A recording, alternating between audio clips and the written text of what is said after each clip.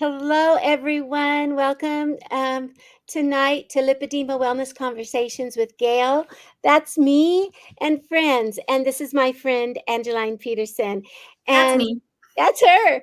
And I am so excited to be here tonight with you. It feels like forever, although I know I was just here last week, although it was in the morning, because I do go live on the fourth Tuesday morning of the month. I go live in the morning, but the rest of the time we're here at 7 p.m. Eastern on Tuesday evenings. I am absolutely thrilled to be here today with Angeline Petersen. Now, she's got, as you can see underneath here, she's got some letters after her name. I want to say what they are, but I bet you I don't know. So, Take a stab at it, Gail. the PT stands for physical therapist. Or pain and torture. Ah! That's sometimes what we refer to. Pain and torture, physical therapist. And then the DPT stands for Doctorate of Physical Doctor Therapy. of Yeah. Physical Therapy. Ooh, the Doctor Ooh. of Pain and Torture. He has amazing machines and her hands. Now, I I know Angeline because I'm one of her patients. And I first started seeing Angeline, I believe, for my toe. I know it's crazy, right? But my toe was unhappy. And so I was sitting on a bench one day in front of Angeline. What was it, 5 years ago? It's been 5 years. 5 years ago, I was 5 sitting there, years. and she was rubbing my toe, and as she always does, she starts carrying on a conversation with her patient because she needs to find out everything she can about us to treat us the best she can. And she asks me what I was doing for the weekend, and I told her. And then I said, "So what are you doing this weekend?" And she said, "Oh, I can't Going to remember a it. pelvic floor class. Going to a pelvic floor class." And I'm like, "What? Tell me more. Tell me more." Because I wanted to know. And I said, "What do you do there?" And she described it to me, and I was in awe. And so she went to that pelvic floor class, and I think I had the next appointment with her because I'm like, "You got to help me. I'm peeing my pants. I can't make it to the bathroom. I laugh and I dribble. All those things that we do as women, I maybe men, I don't know, but I'm a woman, and all these things that we do that we just think come with aging. And so that's when I started working with Angeline. Hi, Angie. How are you? Hi. I'm great, Gail. Thank you. So did Such I a leave you? wonderful introduction. I know. I was peeing my pants, and I said, "Help me, help me." So Haven't I we was, all been there, though, right? yeah. I mean, yeah, all of us. It seems like as we get older. So before we go on, I just want to let you guys know. I don't know if the comments are being slow or if you're just not putting in the comments, but tell us where you're from. Tell us your name and give us a thumbs up or a heart or something to let us know that you're out there. Because right now it doesn't look like anybody's out there listening to us, and I know you're there. So okay, so Angeline, um, what prompted you to start working with the pelvic floor? What really prompted me is that nobody was discussing it. When I had gone to school, they had mentioned there's pelvic floor muscles, and I thought, okay, well, there's got to be more to this. And I thought, let me go ahead and take a stab at this and see what it's about. And I just thought, I want to be unique. I'm always dabbling into things that not a lot of people do. So I wanted to go explore and see what this pelvic floor was about. And within an hour of this class, they're like, we're going to practice on each other. You're going to pretend to be a patient. You're going to pretend to be a practitioner. Within an hour, we're all stripping down. I'm like, okay, this just got real. So let's Right. figure out what this is. You guys all had to drop your drawers. We did all at the same time, all 40 of us. Let's just get the elephant out of the room. Let's practice, get to know what the pelvic floor is, explore a little bit. And by the end of that weekend, we were all literally in tears. We had figured so much out about our bodies. so much that we hadn't known or been told about before. And I just thought, this is where I want to go. Every single year since then, for the last 5 years, my continuing ed has been something pelvic floor related, just because I want to know more and more and more. I was just so empowered with that class, and I learned so much about my body that I wanted to know more. And that's where this journey has started. Oh, that's amazing. And um I can vouch for your work. I can vouch for your work. And I know that I gave you a review and you still use my comments because Change your life, not your panties. change your life, not your panties. Because I love that. I will tell you, Angeline, it did change my life because I wasn't very old. I was 56 or 57. And I was starting to think, oh my gosh, is this the rest of my life that Right. I'm going to be, getting out of the car, going to the bathroom, go grocery shopping, go to the bathroom, get back in the car. I mean, all the time. I thought I was going to just and changing my clothes. I'd get home and I'd have to change my clothes. And it's really it's one of those it's one of those issues that shouldn't be controlling my life. And that's what you did for me is you gave me the opportunity to not worry about where the next stop was, right? To not make sure I had extra clothes in the car, and all those things because you gave me that opportunity to get my pelvic floor stronger, and I mean, I think, how did that happen? How does it happen that we get pelvic floor issues?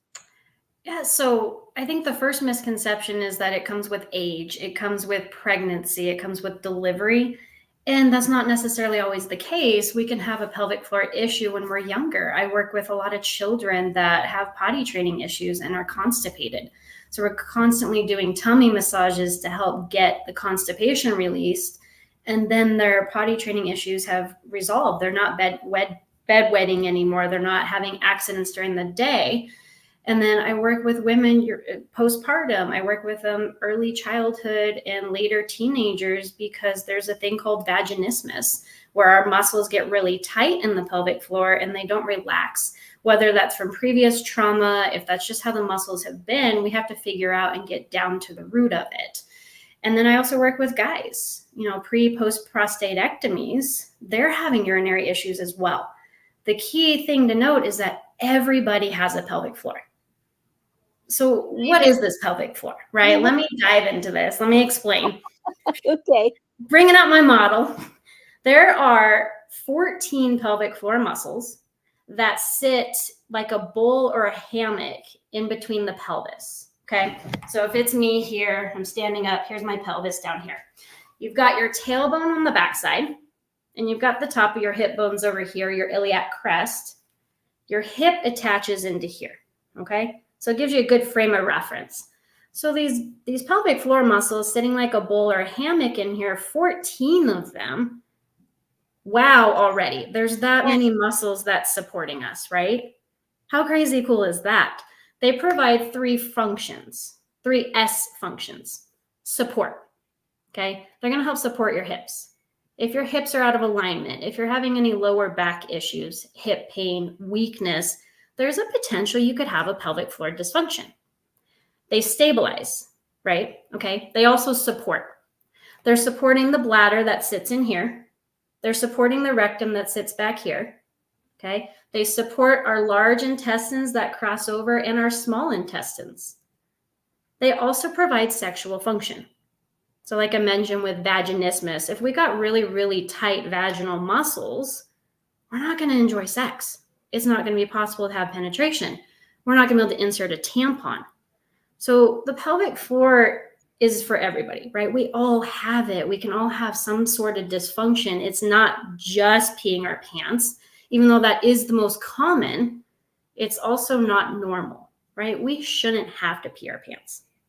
We shouldn't have to, as an adult, go down the diaper aisle and buy a bunch of adult diapers. That's not enjoyable. That's expensive. It's not something we need to do.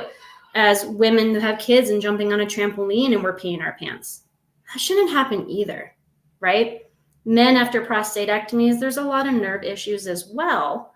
So they're going to have a lot more urinary issues from that, but we should be able to correct it. We should be able to reverse that and get them back to functioning.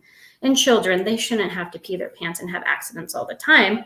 So we address that constipation component where that rectum's coming down through here and the bowels are here. Your bladder's right there. So if there's not enough room for that bladder to move. So that's what I'm really addressing as a pelvic floor therapist. What is going on here as a whole?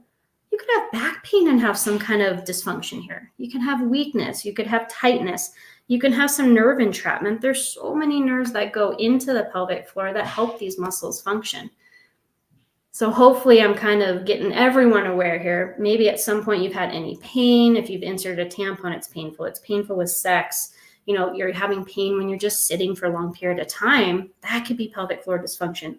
You're peeing your pants, you're constipated, anything like that. We definitely look at these muscles. Wow. Wow. So I didn't realize that constipation was part of this also.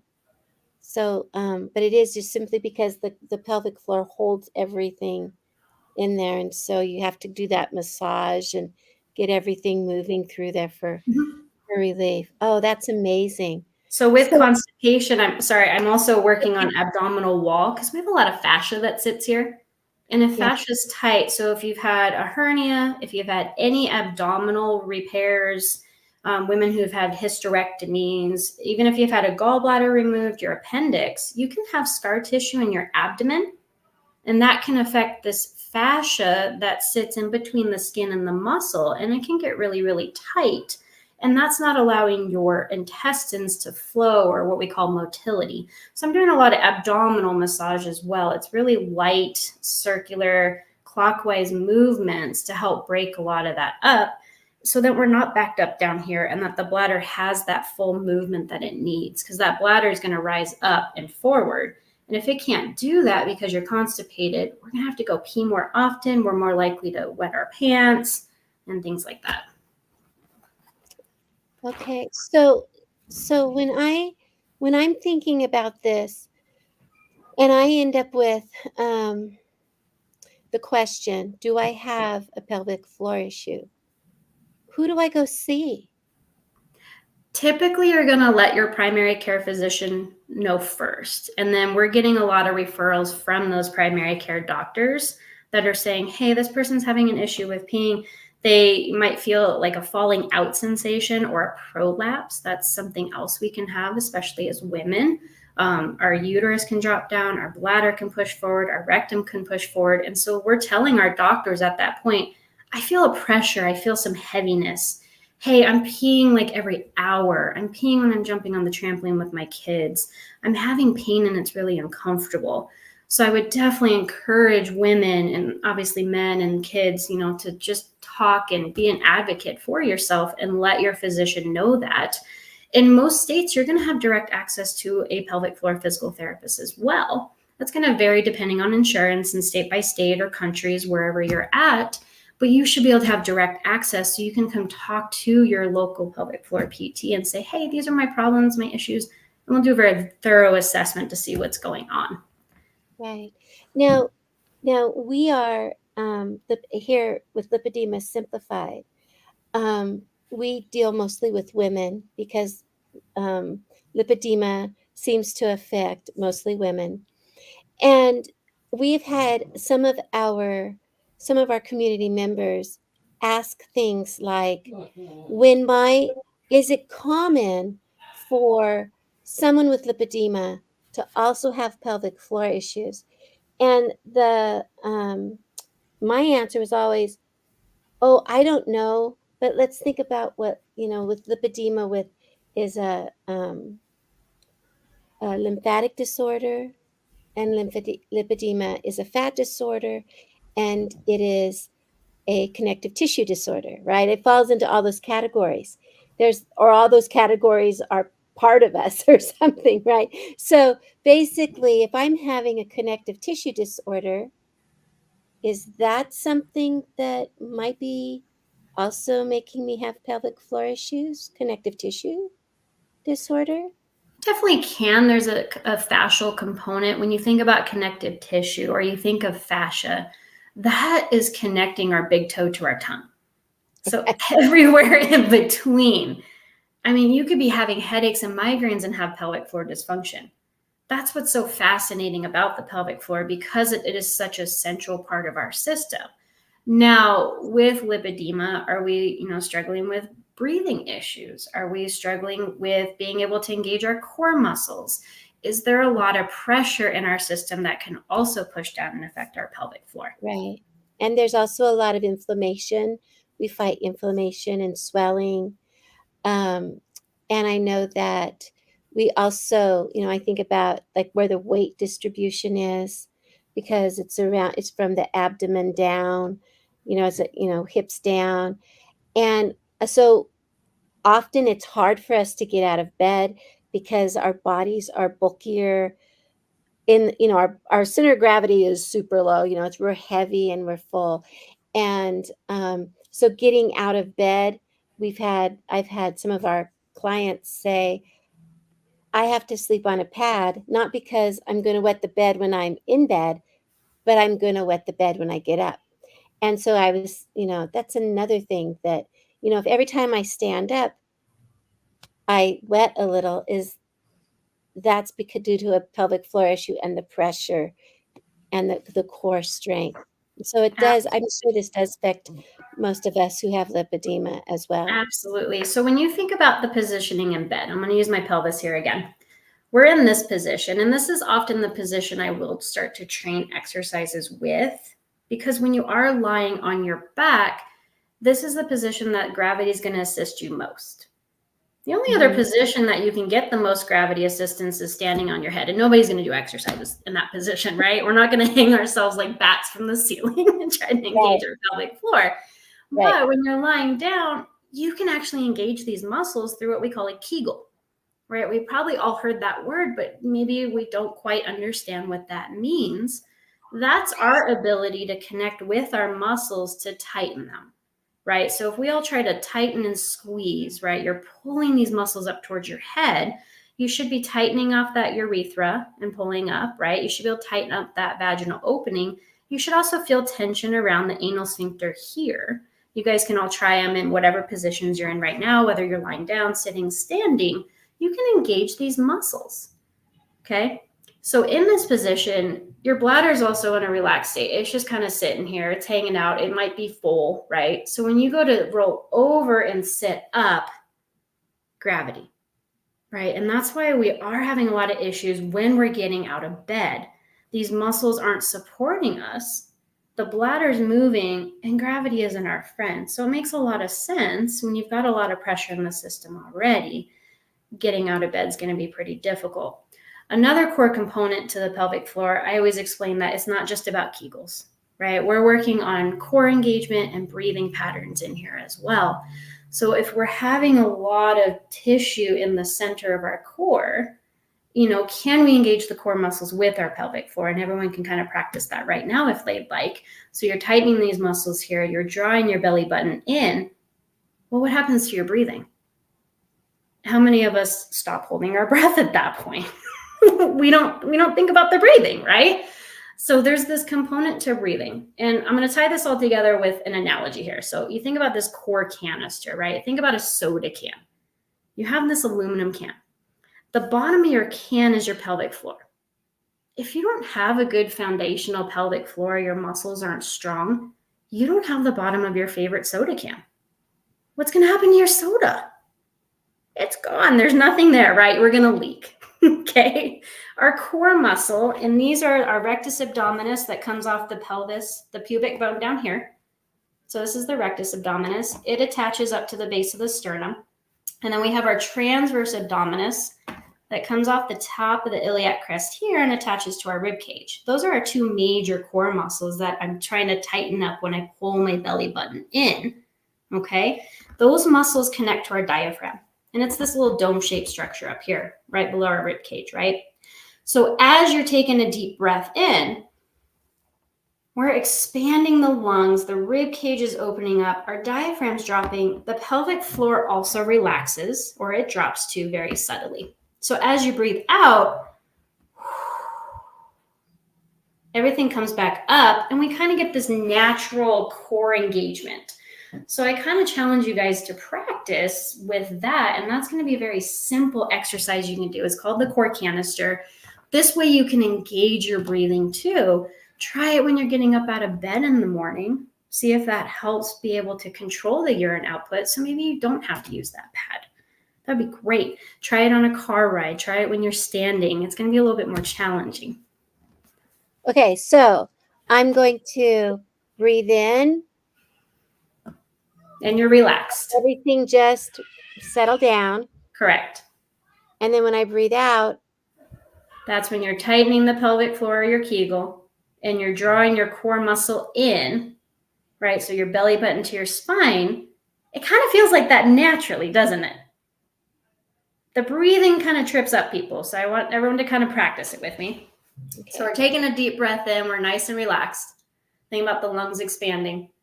As you breathe out, nice and slow and controlled, draw those pelvic floor muscles up and draw your core in. And then as you breathe in, you're letting go again. And if anybody can get into a deep squat position, if you want to try this in standing, deep squatting, you're going to really feel it. Okay, deep squat. Okay, raise your hand, everybody, if you can do a deep squat. Yeah. If not, that's okay. But just standing is going to be a little bit more challenging as well.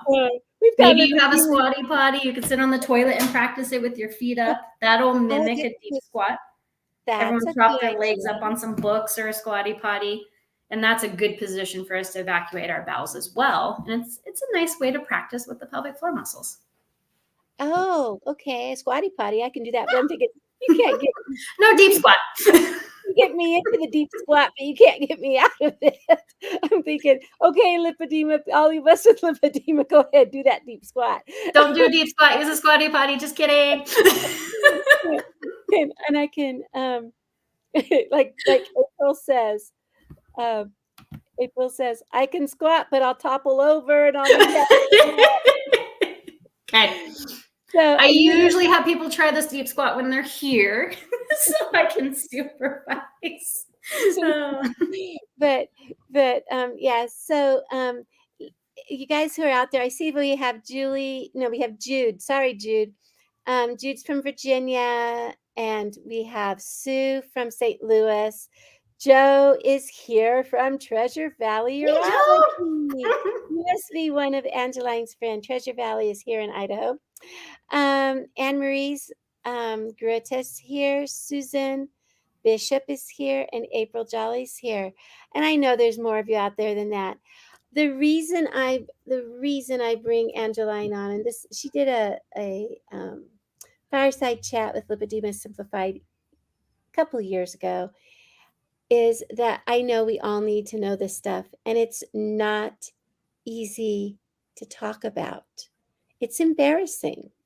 It's a little humiliating. I mean, we don't, sit there and have coffee with our friends and go, you know what? I'm having trouble with my pelvic floor. We don't do that. We don't bring up that, I'll say, oh, my knee hurts, or, I stubbed my toe, or, my tooth hurts, or whatever. But I don't go, yeah, I'm peeing my pants these days. I just don't do it. It's something we don't discuss. And we need to make it more of a normal conversation. We really do. Because many of us are dealing with this. Sorry about the background noise. I got a couple 6-year-olds out there. But we do, and we don't even know everything. Like when Angeline talks about the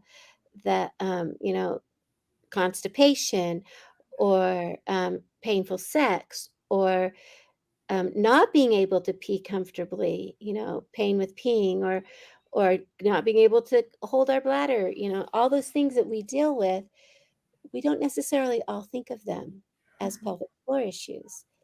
And so by having this in the back of our heads, thinking, there is help. There's help for this. and I need to talk to somebody about it. Um, and Angeline, do you have um, a website or a place where people can either reach out to you or reach out to someplace to get help? Or is it just basically go see your primary care? I would say if you have direct access, I can definitely send a link to where you can look up your local pelvic floor physical therapist, because not everyone's from here. I know there's some different people from different states, maybe worldwide, wherever you guys might be. I highly encourage to see what your state practice acts are and see what your insurance allows. There's this thing called direct access, and most insurances will allow that depending on the state. So if you can find a pelvic floor physical therapist, they're going to do a very thorough assessment. We're going to ask you so many questions. You might have to pee in the middle of it, and that's totally fine. But we're going to get a very thorough history. I remember my first visit with you. We discussed things, we talked about stuff, and then I'm like, now that we've talked about peeing, I gotta go pee. Exactly. I went and peed. Totally get it. Yeah, I had to do that. And okay, okay. For those of you who know my audience, we also have Jane from South Dakota. We have Julie Stewart from North Carolina, and then we have our Julie Rosa. I am squatting in my mind. Perfect. My body is firmly planted in my recliner. Peace out, Julie Rosa. Julie's one of my ladies. I'm squatting in my mind. Oh, baby girl. Anyway, so I remember hearing stories from my mom. I remember hearing stories from my older sisters. I remember hearing stories from my friends as they've gotten older. And I know that some people, there's all different kinds of things we can do. But I truly believe that if we take care of ourselves and we find the help we need, do it sooner rather than later. Mhm. And for those of you who are watching who have lipedema, oh my gosh, they are so loud out there. Can you hear my kids? They're first graders in their home. But for those of you who want to reach out to me to get in contact with somebody, you can reach out to me at Gail. Let me put this in here at lipedemasimplified.org. Lipedema Simplified. And I'm going to share my email as well. So I work in a private clinic in Meridian, Idaho is where I'm at. And I'm going to send that to Gail because I don't know how to add a comment here. So I'm giving Gail my email. If you guys have any questions for me specifically, I'd be happy to help as well and put you in the right direction to find somebody. Because like Gail was saying, we may not know that it's a pelvic floor issue. I know sometimes we get this diagnosis of interstitial cystitis, polycystic ovarian syndrome. Endometriosis is becoming more popular of a diagnosis. It has been one of those that has taken like 10 years to diagnose, and we're finally starting to recognize it more. Irregular cycles for women. This can all be pelvic floor related, and we can definitely help as therapists. If you've got a lot of scar tissue from endo, if you've got some painful bladder syndrome, basically, in essence, there's a lot of pain with peeing. Obviously, see your doctor, see a urologist, make sure everything's clear. And a physical therapist might even send you in that direction to check your post-residual volume, making sure you're completely emptying the bladder, making sure your bladder can fill. Ideally, we can fit up 16 to 20 ounces in our bladder. We should be going to the bathroom every 3 to 4 hours in an idealist world. Do any of us do that? Probably not. How many of us are drinking half of our body weight in ounces a day? I preach it every day. So I drink 120 ounces of water every day. Yeah, but I would have to drink that. I'd have to drink double that. Girl, it's a lot. It's a lot of water, but that's what is going to rehydrate our vital organs. It's what's going to keep our bladder healthy. It's what's going to encourage our muscles to do what they're supposed to do. Diet is a huge part of pelvic floor PT as well. There's what we call bladder irritants, right? If we drink alcohol, soda, if we eat citrus fruits and vegetables, even certain medications are going to say side effects may cause urinary issues. We might have to pee more often, and we might be on a lot of medications.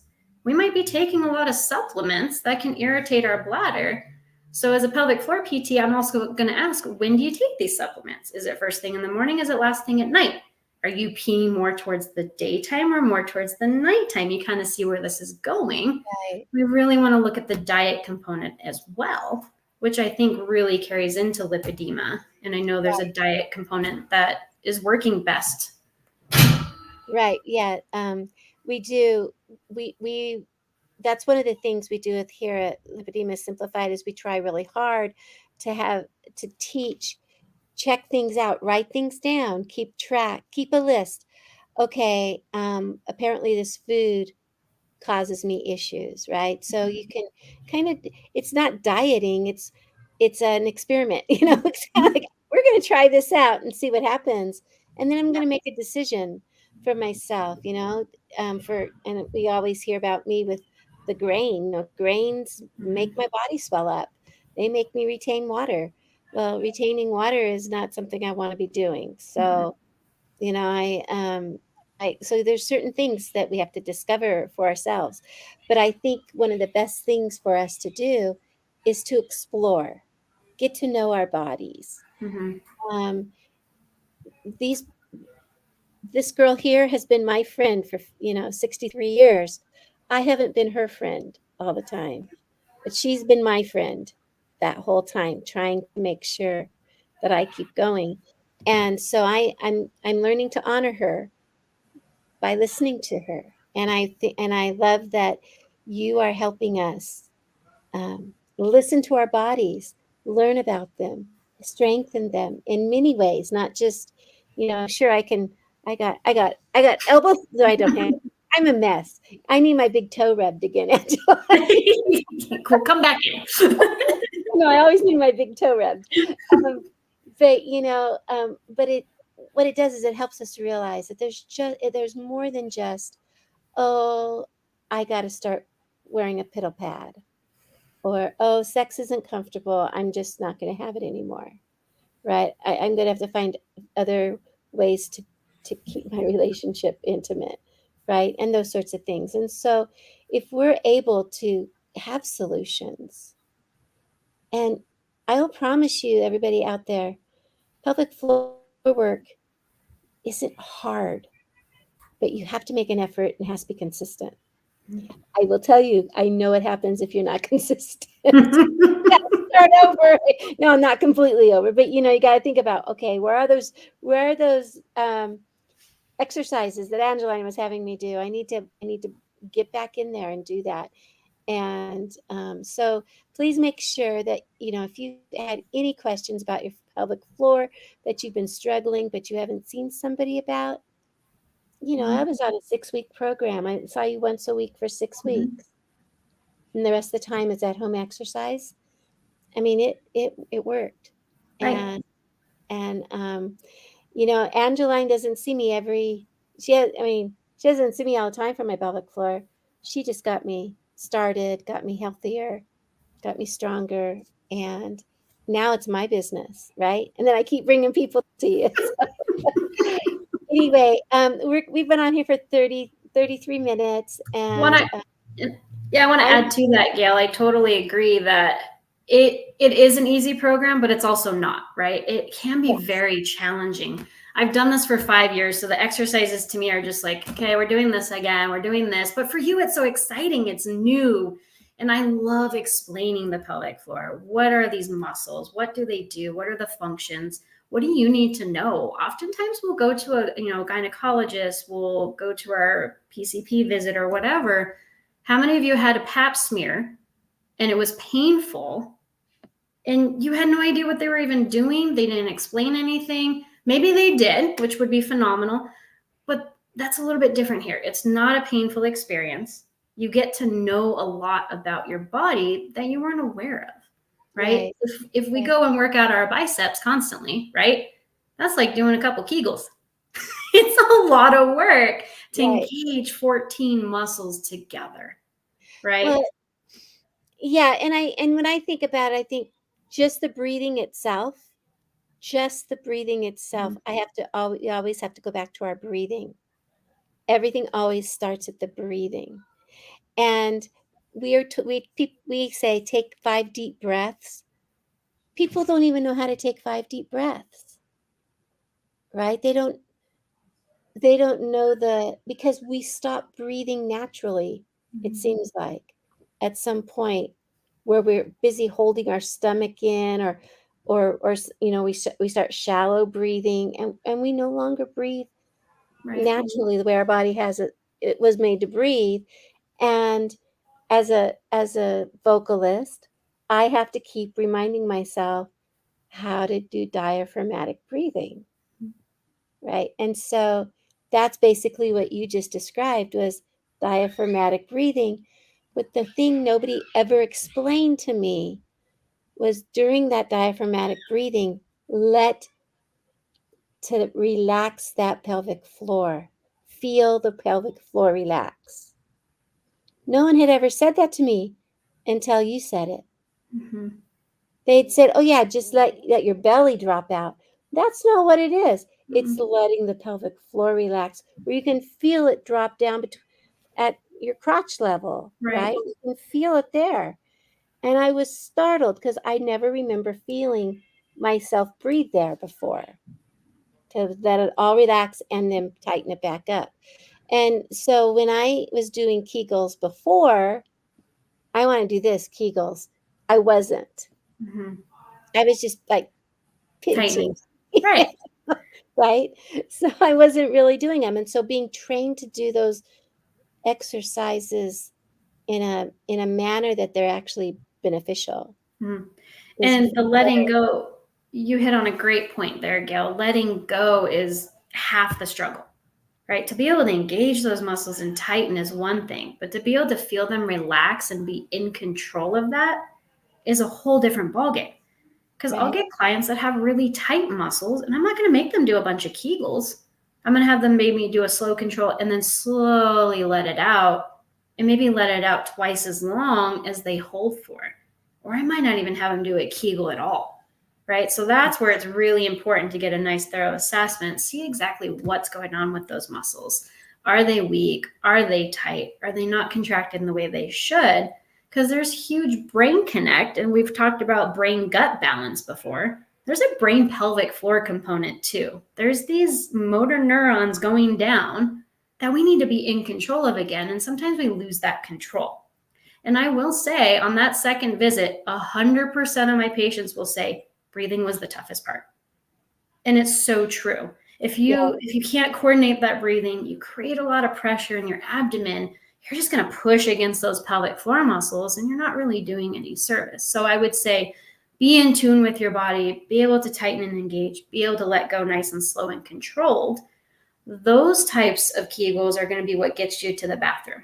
It's going to get you that little extra stretch you need. Now, if you're running, jumping, laughing, coughing, sneezing, and you're peeing your pants, try some quick Kegel relax, quick relax. We've got two different types of muscle fibers throughout our body. That slow, controlled one is the one that's going to be those endurance runs that get right. you to the bathroom. That quick one are those sprinters. They're going to be able to quickly engage. You might need those when you have a sneeze or when we're sick and we're coughing and coughing and coughing. How many of us start peeing our pants after so much coughing? That's a lot of pressure in your system. And so that Yeah, is affecting your pelvic floor. yeah. So, Angeline, we have a question from your friend Joe. Perfect. Angeline, a common hiccup for my patients who I suggest pelvic floor PT is the time commitment, especially if they have a commute. Can progress be made with 2 to 3 appointments total over 6 weeks, or so accompanied by diligent work at home on their own? Absolutely. So my typical, what I do is I see you that first session, it's an hour long. I'm going to send you home with the core canister. The ability to breathe, coordinate your core engagement, and coordinate your pelvic floor muscles at the same time. Maybe some stretches as well. That's it the first session, because I am heavy loading all my 5 years of knowledge into 1 hour. You walk out of here like, I'm going to remember 5% of this. I kid you not. It's a lot. It's a lot of information. So I don't want to give too much that first session. If you're traveling from afar, I've had patients driving from Oregon. I've had patients from Garden Valley, all over the place, because we're so far and few in between. I will progress you from lying down to sitting to standing. Boom, 3 more sessions. If you feel like you can progress a little bit quicker, we can condense it. I can always email you the home exercise programs in between, because you're right, commute might be an issue, financial hardship might be an issue, commitment, moms that are stay-at-home moms and have kids and can't come in really often. I am more than happy to be available through email communication, sending you exercises. Eventually, I'd like to create a video on our website for our physical therapy clinic that shows those exercises that you can get a code to and watch that. Because a lot of times we go home and I'm like, oh, I just did that once. Now what? So I highly encourage people to reach out, email with any questions, call the clinic if you have anything specific about an exercise. We're going to do those exercises in here, and that's a lot. That's a lot of muscle engagement for the Kegels. That's like 100 of them by the time you're done here. You're going to get tired. You're going to feel like your core has gone through 1,000 sit-ups. It's a lot of work. So that's why I typically will do once a week. Highly encourage you to practice them for that week. Come back with questions, and then we progress forward if that's appropriate. So I definitely would say that within that 6-week time frame, people are getting better. I even noticed after that first week, and Gail can probably attest to it, that first week you see a huge improvement just knowing, what are these muscles? How do I tighten them? How do I not? What's this core muscle? How's this breathing pattern? You're going to see a significant change. If you don't, that's okay. Muscles take 4 to 6 weeks to build up strength, and over just 7 to 10 days for them to deplete. So that gives you an idea, like, I got to be consistent with this. It might take a little bit of time. Everyone's progressing at a different rate, but I would definitely say anywhere from 4 to 8 weeks, I'm seeing that sweet spot. And I'm seeing patients discharge within like 5 to 6 sessions, and they're feeling great. Continuing at home. I've had a couple return just because they fell off and they need a refresher, and that's totally fine too. So hopefully that answers your question. Yeah, and Joe, that was a great question. Thank you, and I know that I'm glad that we have clinicians on here, Thank you, Joe. yeah, thanks, Joe, because clinicians need to hear this too. Clinicians need to know that we're out here, and that we want your help. And I want to say to Joe that we really do appreciate you being here, and we connect up between Angeline and I connect because of the physical therapy stuff I need. She is also helping me. She has helped me learn a lot about lymph flow. She has done manual lymph drainage for my legs because I deal with that with the lipedema. She's helping me get a pump, a pneumatic pump. And so your physical therapist can help you with many, many things. And if you have a physical therapist now, you might just ask her, "Hey, do you know of anybody who can give me a pelvic floor assessment?" And she might be rubbing your toe going, "Yeah, you want to go in the other room?" you know? She might be the one. Because physical therapists are aware of all of these things. They might not have the certification, but I bet you they could help you find someone who does. Um, Absolutely. I'm I'm going to promote our event. Angeline is going to be doing some stuff with Lipedema Simplified. We're not quite sure exactly when her workshop with us is going to be, but we're going to start developing something like that, which is awesome. And we are going to have what we call our heart to heart. Let me find that real quick. You can register today for the heart to heart event. A heart to heart event is where you get together with other people who are dealing with lipedema or lymphedema, and it's a virtual event. Um, We have many guest speakers. They're experts. We have a patient panel. We have people who have been dealing with not only lipedema, but central lymphatic issues and secondary or primary lymphedema. And that is happening on October 27th, 28th, and 29th. It's a 3-day event. It's about 10 hours each day. We're not expecting everybody to show up for all 10 hours, but all those hours that you can show up, you will be put into rooms with people who are in your same boat, breakout rooms. You'll have discussions. It's the closest thing to an in-person conference that we can do virtually. This is going to be our third one that we do. And hold on, let me find. Let me find that link so that if you are wanting to register, you can register. I'm going to put that also in the comments. There it is. So we have one more question from Joe. Joe's a cutie pie. I want to meet him. Do you know him in person? I just met him today, actually. Oh, cool, Joe. Here. Thank you to you both. It's great when experts from the community take the time to share this information. Thank you, Yeah. Joe. And that is the thing you need to know about us here at Lipedema Simplified. We're really focused on education because we know that our health journey is our health journey. Our health is our responsibility. We need to know who to go to. We need to know what to look for. We need to listen to our bodies. Nobody knows our bodies the way we know our bodies. And so, and yet, and we do have Dr. Carmody, who is our medical consultant with Lipedema Simplified. He always says the wisdom is in the patient, the wisdom is in the community. So we know when we need help, we need to listen to our bodies and get that help, and we know how we can react to it. So, Angeline, we're going to close up here. I know, We right? keep talking for hours. Oh my gosh, we get no work done. So that's not true. And We get a so lot done.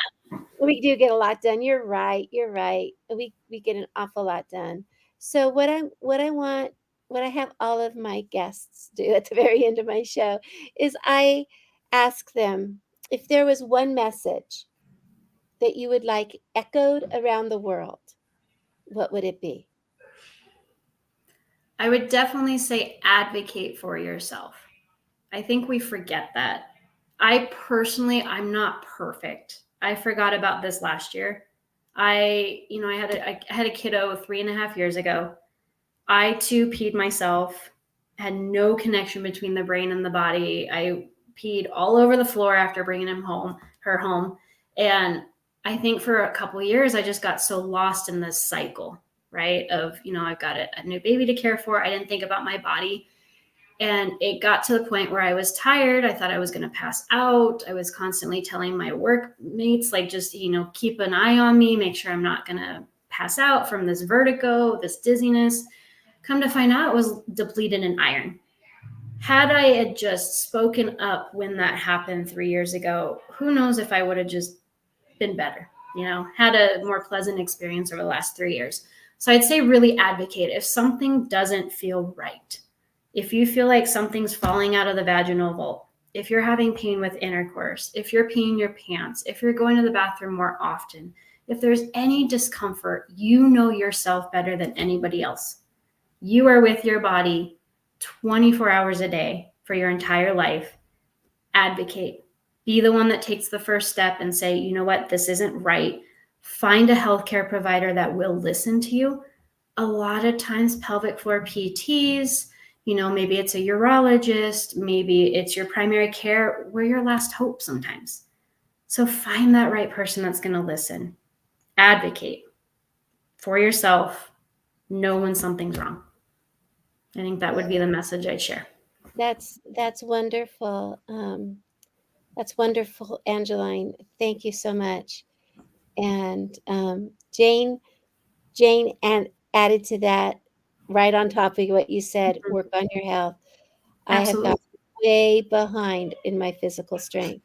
Work on your health. And I'd like everybody to know that you're not alone. We are here. We're here for you just like you're here for us. Right? We're here together as a community. If you need to reach out to one of us, just reach out. Um, I put did I put your email address in there? I think I did. Yep, it's right there at Okay. 528. Yeah, please Yeah. reach out with any questions you have. This is just the tip of the iceberg information today. I have just so much information I've gathered over the last few years. So I'd be happy to share some more knowledge with you and get you on the right track. Yeah. So thank you everybody so much for being here. I look forward to talking to you next week. And with that, we're going to say goodnight. Thank you, everyone. Bye.